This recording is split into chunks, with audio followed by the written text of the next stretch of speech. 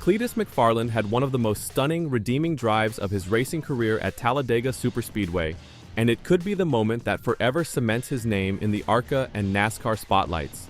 It was raw, uncontrolled, mechanical mayhem, and Cleetus not only survived, but thrived. Cleetus, real name Garrett Mitchell, had modest hopes entering the marathon. His ARCA debut at Daytona ended in disaster as he collected wreck after wreck and finished 30th. However, Talladega was a different story. This time, over 70,000 people tuned into his in-car camera broadcast, expecting to see either a redemption arc or a repeat crash course.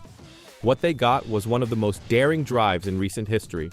Before the green flag was even raised, Cleetus made his first mistake. He forgot to wear his Hans device. Because of the delay in his pit rollout, he started 24th, which was less than ideal at a race where track location is essential. But when the lights turned green, Cleetus came alive. Within a few circuits, the number 30 Ford Ferret Jones Racing stormed into the top 10. However, things swiftly took a turn for the worse. Cleetus radioed a lack of power after only 5 laps. The crew identified a broken valve spring, a catastrophic problem that should have killed the engine, yet it didn't. "Brother, I thought we were done," Cleetus stated during the post-race interview. "Ilmore, the engine guys just came here, pulled the valve cover off.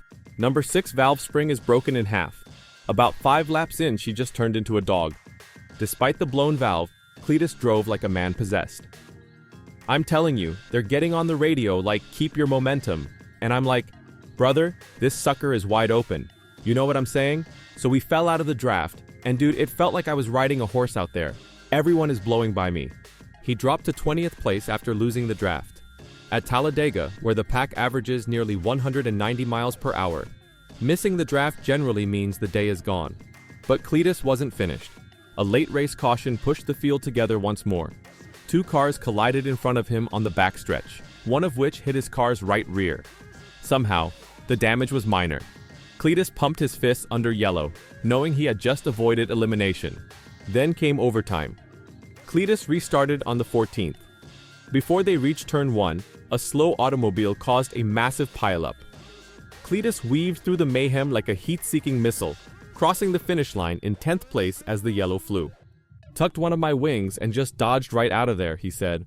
"I said, 'Hell no, brother, you ain't taking me out.'" Cleetus garnered enormous respect for nearly forgetting to strap in correctly and completing 10th with a disabled engine. "Kevin Hamlin, shout out to my boy," he said. He sang, "Brother, you cannot get out of the draft. They started telling me stuff. I'm using knowledge from the Biffmeister, Greg Biffle. He taught me everything I know." Cleetus survived Talladega despite only having 7 functional cylinders. NASCAR has recognized his popularity and performance. According to insiders, Cleetus's fan base, personality, and reluctance to quit have sparked discussions in ARCA and NASCAR circles about how to highlight him more. Cleetus is expected to return to Bristol and possibly Talladega in the autumn. It's not surprising. With 4.26 million YouTube subscribers and various videos with over 10 million views, McFarland's in-car broadcast and personality drew tens of thousands of new fans to ARCA. NASCAR officials are allegedly considering ways to increase streaming integrations and fan-focused programming surrounding McFarland's performances. Cleetus's preparation for Talladega was just as epic as the race itself. He paired up with Dale Earnhardt Jr. for a 26-minute film in which they rode around the big racetrack. Earnhardt taught Cleetus how to run a great qualification lap, traverse the tri-oval's tricky transitions, and handle green flag pit stops. "My goal is to finish the race number 1, Cleetus informed Earnhardt. "And 2, if I can work my way up, obviously I want to win." Earnhardt, always the wise veteran, cautioned him. "Your fans are probably going to want to see you give it hell, right? You got to manage giving it hell and being smart, and that's a tough balance." Earnhardt even showed shock at how ARCA still uses group qualifying. "Really? They don't do single-car runs? Oh my gosh." Following the race, Cleetus's story only expanded. "Brother, this #30 always hauls tail," said the driver. "Got my foot stabbed in her. I'm telling you, they're getting on radio like, 'Keep your momentum,' and I'm like, 'Brother, this sucker is wide open.' We fell out of the draft, and dude, it felt like I was riding a horse out there. You know what I mean?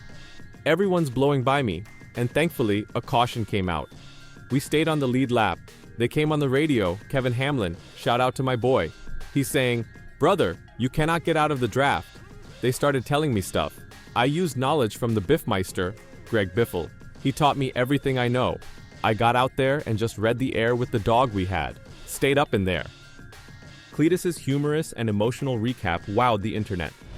While Lawless Alan won the race, the atmosphere around Cleetus's garage stall did not reflect this. The party was only getting begun.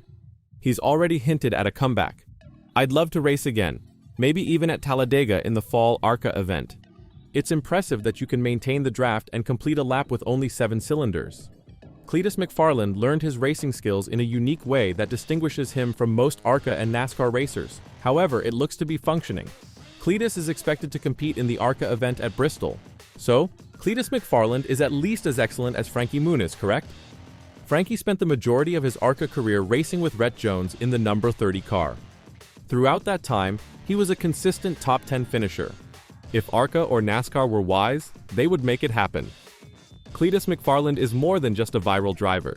He's a rare crossover artist with fresh views, new energy, and old-school heart. He is more than just a race car driver. He is a race culture enthusiast. And he's only getting started.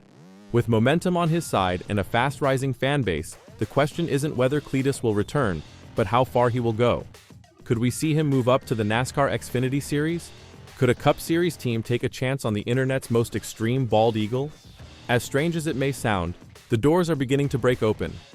Garrett Mitchell possesses the charisma, commitment, and now the results to demonstrate that he belongs in this world.